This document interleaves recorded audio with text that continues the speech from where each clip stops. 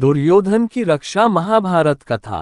गंधमादन पर्वत स्थित कुबेर के महल में 4 वर्ष व्यतीत करने के पश्चात पांडवगण ने वहां से प्रस्थान किया और मार्ग में अनेक वनों में रुकते रुकाते स्थान स्थान पर अपने शौर्य और पराक्रम से दुष्टों का दमन करते ऋषियों और ब्राह्मणों के सत्संग का लाभ उठाते हुए द्वैतवन पहुंचे और वहीं रहकर वनवास का शेष समय व्यतीत करने लगे।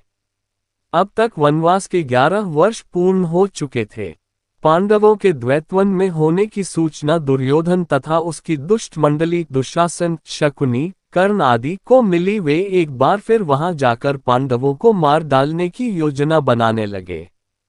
संयोगवश उन दिनों कौरवों की गौ संपत्ति द्वैतवन में ही थी। अपनी गौ संपत्ति अन्वेषण, निरीक्षण आदि करने के बहाने दुर्योधन ने धृतराष्ट्र से द्वैतवन जाने की अनुमति प्राप्त कर लिया। इस प्रकार दुर्योधन और उसकी दुष्ट मंडली ने अपनी एक विशाल सेना के साथ द्वैतवन में पहुंचकर वहां अपना डेरा डाल दिया।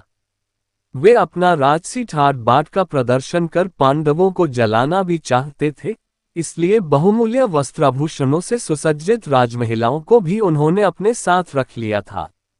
एक दिन वे जलविहार करने के उद्देश्य से दुर्योधन अपनी मंडली तथा राजमहिलाओं के साथ द्वैतवन में स्थित मनोरम सरोवर में पहुंचे, किंतु उस सरोवर में गंधर्वराज चित्ररथ पहले से ही आकर अपनी पत्नियों के साथ जलक्रीड़ा कर रहे थे।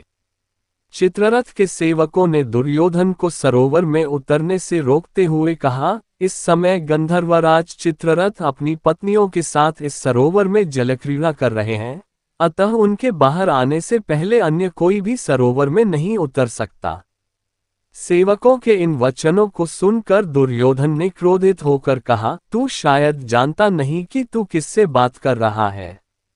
मैं हस्तिनापुर नरेश धृतराष्ट्र का महाबली पुत्र दुर्योधन हूँ। ये सरोवर हमारे राज्य की सीमा के अंतर्गत आता है।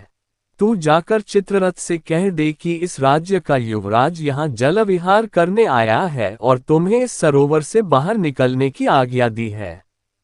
दुर्योधन के दर्पयुक्त संदेश को सुनकर गंधर्वराज चित्ररथ के क्रोध का पारावार न रहा और उसने दुर्योधन तथा उसकी मंडली के साथ युद्ध आरंभ कर दिया। दुर्योधन के साथी और सेना कुछ समय तक तो युद्ध करते रहे, किंतु चित्ररथ को अधिक बलवान पाकर वे सभी दुर्योधन एवं राजमहिलाओं को वहीं छोड़कर भाग खड़े हुए। चित्ररथ ने दुर्योधन और उन राजमहिलाओं को कैद कर लिया।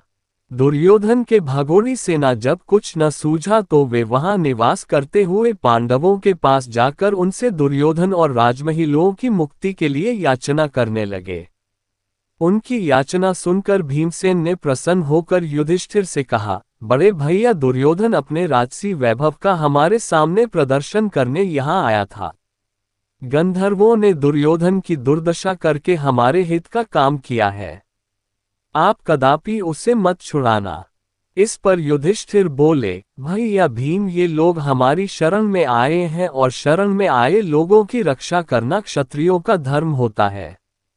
फिर दुष्ट स्वभाव का होने के बाद भी दुर्योधन आखिर हमारा भाई ही है। उसके साथ की राज महिलाएं हमारे ही कुल की महिलाएं हैं और उनका निरादर होने से हमारे ही कुल को कलंक लगेगा।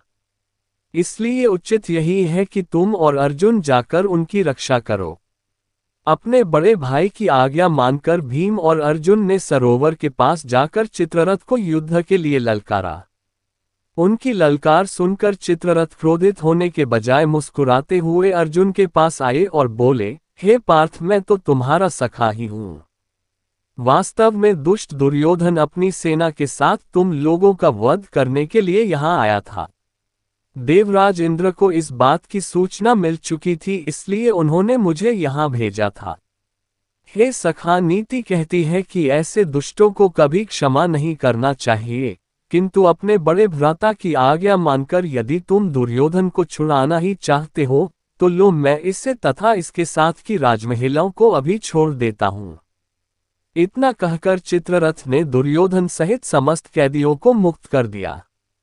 वे सभी वहां से धर्मराज युधिष्ठिर के पास आए। ग्लानि से भरे दुर्योधन ने युधिष्ठिर को प्रणाम किया और लज्जा से सिर झुकाए अपने नगर की ओर चल दिया। इसी भगवान की वीडियो देखने के लिए सब्सक्राइब करें चैनल को और बेल आइकॉन दबाएं।